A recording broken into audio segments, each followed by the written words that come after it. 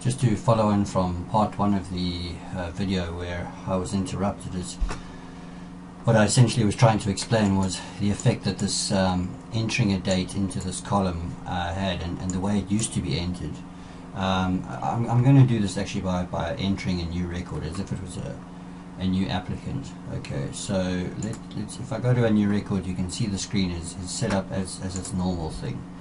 So let's say I put in an admin number, a name, a couple of first names, and let's say a grade, and a registration class, and I don't think we need too much more than that at this point. Okay, and then we decide that oh sorry, we don't enter registration class. This learner is a new applicant. Okay, so it's a temporary admin number that we've put in, and right, I put in the learners arriving in 2017. Now when I click away from this 2017, you're going to see that registration clause is going to be replaced as we discussed before, and these fields on the bottom right hand side are going to change.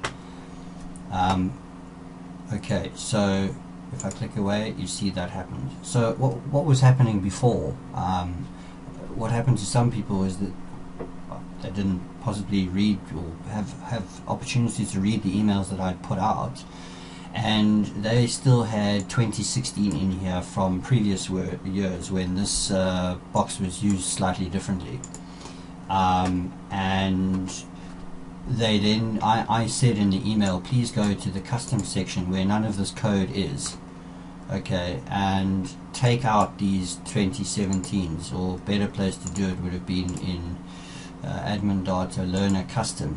Remember that if you go to learner generic and you enter a new applicant in datasheet view, the same thing is going to happen. It's going to mark the register class as left automatically. I've put the code in there.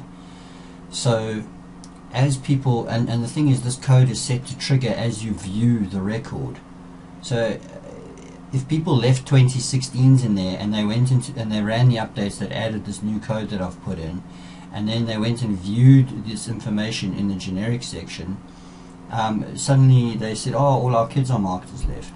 Well, that's because they didn't, before they ran those updates, as I explained in the email, they didn't go to the custom side, locate that new block, and remove any of the old 2016s that were in there. Because remember that if anything is captured in this new block, because remember you can some schools are capturing for 3, 4, 5 years in advance even in some cases.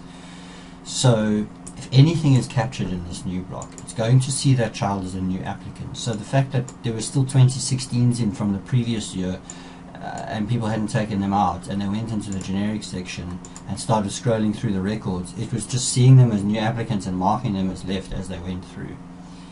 So, but this is not going to happen in years to come, because in years to come in the rollover, these 2017s are going to come out. Obviously 2018s and 19s and 20s will stay there until their number is up, literally, so to speak. So as I say, if this learner I was entering was actually a current learner and I put 2017 in there, boop, it's going to change and see it as a new applicant, and keep it off the current set of learners as well as off the leavers list, and it's on its own stream as a new applicant list. Right, then the other thing was that these blocks here at the bottom are your new applicant totals. New applicant totals, obviously the numbers accepted, offered, conditional, waiting. It's according to this drop down list here that you keep. Some schools only capture learners when they've been accepted, so they will just capture them as accepted. Some people capture all the applicants and they monitor their status as they go along, because they may generate not accepted letters or waiting list letters, or it's probably even offered or conditional letters in some cases.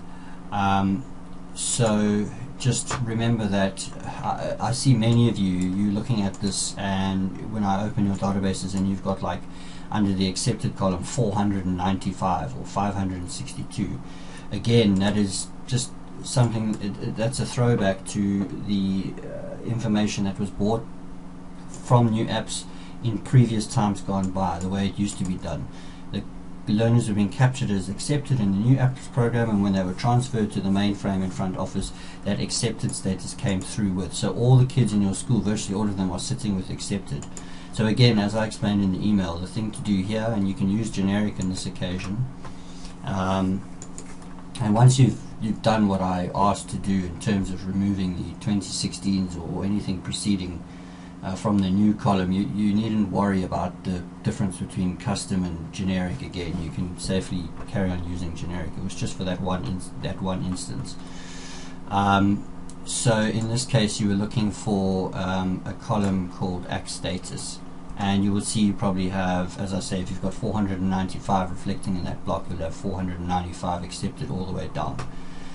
If you haven't captured any new applicants yet, the easiest thing to do is to find a blank column. Alright, just to make sure the column is blank, just A to Z or Z to A. Okay, and copy, highlight the whole thing, copy, and go to the Act Status column and paste. I'm not going to do it here because I've actually got some examples entered, and that will clear it and zero it. Otherwise, if you do have some new applicants already captured, but you want to get rid of the rest of the accepted for the mainstream learners, then quite simply filter on blank equals blank. Okay, so now you know that you've excluded the new learners. You might want to get rid of the leavers. Alright, exclude does not equal left. Those are the actual leavers because we filtered away the new learners. And we go back to the Act Status column. I think I've gone past it. Okay, and if you still have data in here, then you can find a blank column, copy it and paste it over there. And when you go back to your admin records, you'll see that those numbers in those columns will be correct for your new applicants. Yeah, so that and folks, just remember in future that when you're working in datasheet view or admin data, and you want to, it's just one thing to note now, when you want to filter on levers, alright, just bear in mind that some of the learners marked as left, okay, will be actually new applicants. So what you want to probably do is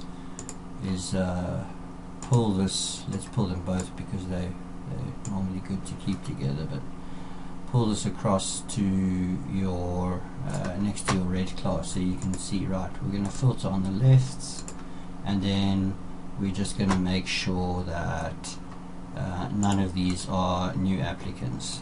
Alright, equals blank. So now you've got your list of levers. And folks, that pretty much concludes the demo or the tutorial on entering new applicants and how they are kept on their own stream and the difference between them and levers. I'm sure it will get more clearer to you as you go along. I just felt it necessary to make that demo, as there seemed to be a little bit of confusion out there, although 90% of you seem to have the hang of it now.